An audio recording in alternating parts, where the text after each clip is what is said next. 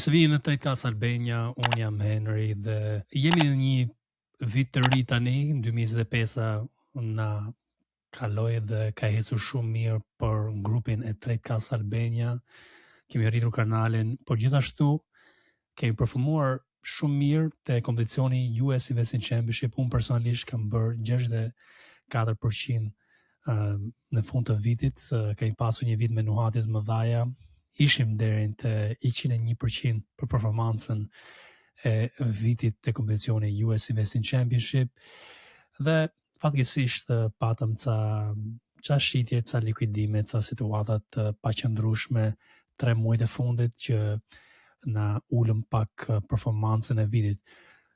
Edhe pse kemi pasur një ulje të performancës, unë kam dalë te top 14 tregtarët në botë në këtë kompeticion.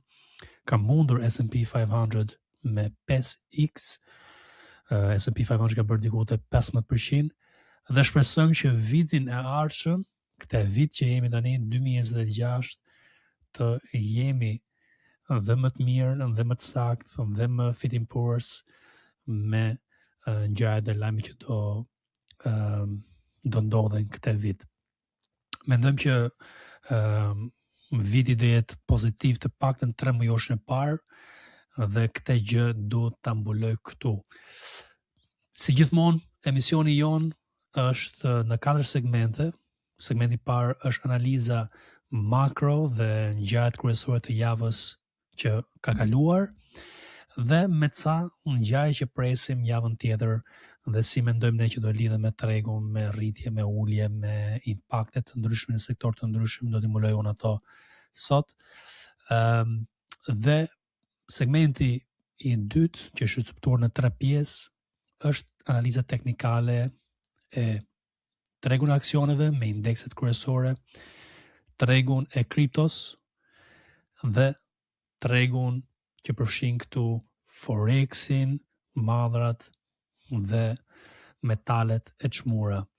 Fillim direkt për emisionin, dhe toja që gjë e parë që unë du të mbuloj këtu është që jemi tani në një fazë që likuiditeti është shumë i hollë dhe kemi ca lëvizje të egzageruar, kemi pasur rotacione të ndryshme dhe është një fazë, për mendimin tim, të paktën kështu po e përdor unë, për të ribalancuar portofolin.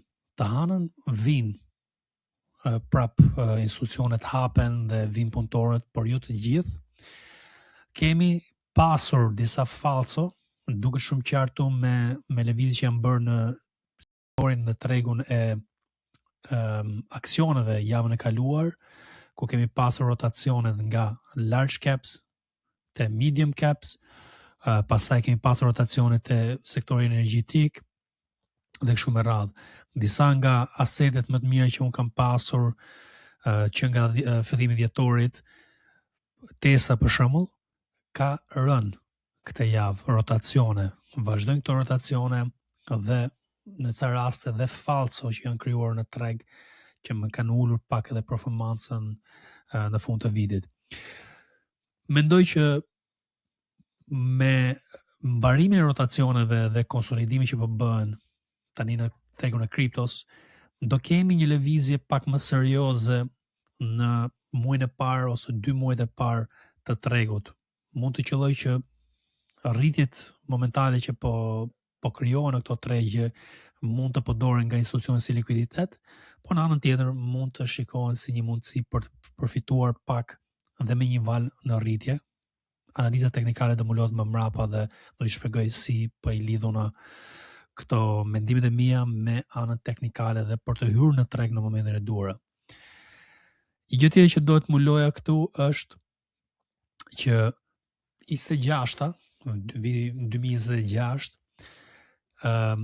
do kemi për mendimin tim ulje të numrave interesit, sepse patëm të dhëna të mira dhe pozitive për inflacionin në javët e fundit të dhjetorit. Ja ku e keni, të heqim pak të shtetet e tjera. Kemi këtu të bëjmë vetëm Amerikën. Shëban. Okej, ja ku e kemi. Patëm inflacionin që ishte më i ulët, por papunësia pak më e lartë. Kjo është ajo balanci që përmbahet tani nga Banka Qendrore Amerikane. Mendoj me inflacionin e ulët në 2.7% i jep mundësi Bankës Qendrore Amerikane të ulin normat e interesit dhe të ndihmoj punësimin dhe të ndihmoj bizneset e vogla. Është për të parë situata në fillim të vitit në janar, por kjo është një nga tematikat kryesore që si do manevroj Banka Qendrore Amerikane me normat e interesit për të balancuar dhe për të shpëtuar ekonominë amerikane ose punësimin, tregun e punësimit. Kishim GDP-n shumë më të lartë, që na dole 4.3%, diçka shumë pozitive që tregon që Amerika vazhdon të rritet si ekonomi, edhe pse ka pasur paqëndrueshmëri, tarifa dhe situata të ndryshme makroekonomike që kanë krijuar situata me temi të pasigurta për investitorët dhe për bizneset. Në përgjithësi, do të thoya që një nga frikat kryesore të 2026-s është carry trade, që është sensitiviteti i tregut global nga jeni japonez, sepse ka qenë me përqindje 0% ose shumë afër te 0% jeni për shumë vite dhe është përdorur si një mundësi për të marrë borxh kapital dhe për të tregtuar dhe për të pozicionuar kapitalin në tregjet globale, sidomos tregun amerikan, dhe për të fituar aty dhe pastaj pagushin përqindjen të borxhit që kishin marrë në yen. Kjo është situata që jemi dhe është akoma pak sensitiv tregu, edhe pse tregoj që me rritjen e normave të interesit në Japoni nuk u ndje shumë këtë herë në fundit, ishte ndjer gjithë vitin e 2025, po mendoj që akoma është një tematik problematike për 2026, duhet të shikojmë me kujdes si do reagoj tregu në fazat të ndryshme, në momentet të ndryshme. Banka Qendrore Europiane vazhdon, për mendimin tim, të mundohet të ringjallë ekonominë europiane, por jo në mënyrën e duhur, sepse kemi probleme me shtetet që nuk po japin iniciativë bizneseve që të inovojnë dhe të krijojnë të ardha dhe rritje GDP në mënyrë natyrale, duke konkuruar në tregun global, dhe fatkeqësisht kjo është situata europiane dhe jemi ku jemi në këtë situatë, por mendoj që do kemi mundësi të tregjet në përgjithësi për të tregtuar swinget që krijohen në tregjet globale të përgjithshme. Për Amerikën, nga ana ime do të thoj që çdo gjë duket okay, mbulova pak këto dhënat, do dalin FOMC datën FOMC do në datën 30. Do dalin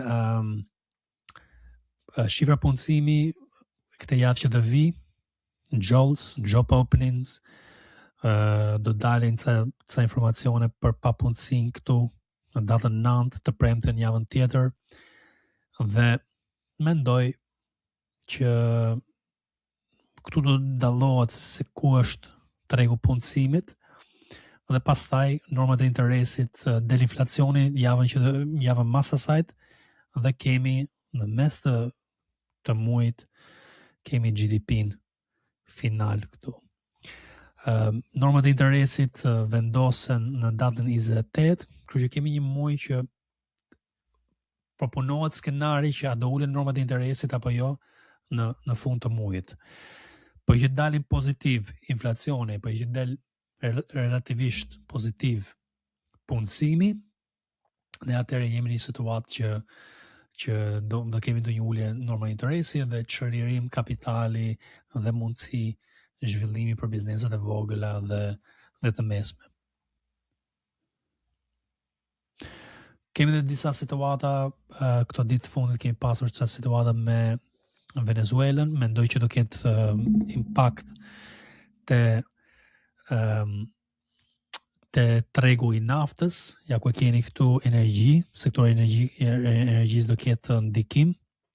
Do shikojmë me kujdes këte, po anon pozitivisht nafta dhe mund ketë rritje US Oil, po që fillohet ndonjë luftë. Kemi dhe sektorin armatimeve që unë jam pozicionuar pak agresiv këtu, duke bler AMTM-n, MBJ, kam bler RTX-in dhe jam munduar të pozicionohem pak agresiv të sektori i armatimit, sepse mendoj që mund fillojë ndonjë luftë dhe mund ketë një rritje sektori i armatimit, po ky është një lajm që si mund ta shfrytëzoni këtë lajm, duke trajtuar këto dy sektore që unë përmenda tani. Gjithmonë kur ka ngjarje të tilla, do të shikosh se ku do përfitosh më shumë dhe aty të pozicionosh kapitalin. Për 2026 plani im është të vazhdojmë me këtë ritëm që kam ecur këtë vit, do të thotë që një gjë kryesore këtu është rotacionet. Rotacionet do të jenë kyçi, mendoj që do jetë edhe më i ngjeshur tregu dhe më pak afatgjat me ngjarje të ndryshme që mund të ndodhin, dhe duhet të jeni të shkathët, dhe unë do mundon të jemi sa më i shkathët në rotacionin që bëj dhe lëvizjen që bëj në menaxhimin e pozicioneve që kam hapur, që të përfitoj nga lëvizjet afat mesme. Preferoj afat mesme, por ndoshta edhe afat shkurtër, përgjithë që tregu nuk më ofron lëvizje afat mesme. Kemi ecur shumë mirë me Baidu këto ditë, me 15% rritje vetëm dje, dhe ka kapur një shifër 1.5 këtu, do ta mbulojmë këtë si një nga asetet kryesorë që kemi trajtuar dhe sektorët e tjerë që ne po mendoj unë që të pozicionohemi të portofoli im për këtë vit. Kemi bler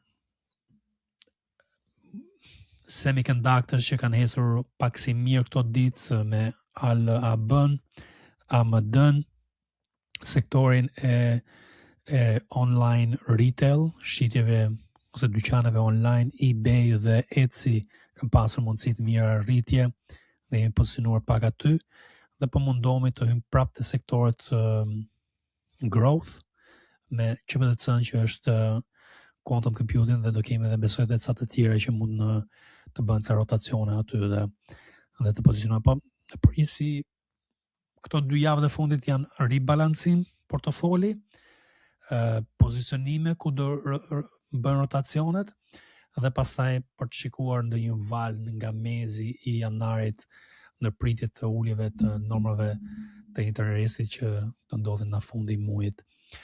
Pastaj kemi në mars, në prill diskutimet e heqjes të Jerome Powell dhe të vihet një guvernator Bankës Qendrore Amerikane që është pak më pro Trump, më pro uljeve të normave të interesit dhe gjëra të tjera. Do shikojmë se si do ecë kjo punë, por janari mund të jetë për mendimin tim pozitiv, ka filluar pozitiv dhe nesër të hënën vendoset animi. Ky është mendimi im, vendoset animi nga institucionet. Atëherë kaq ishte segmenti i ngjarjeve dhe lajmeve kryesore se si lidhen ato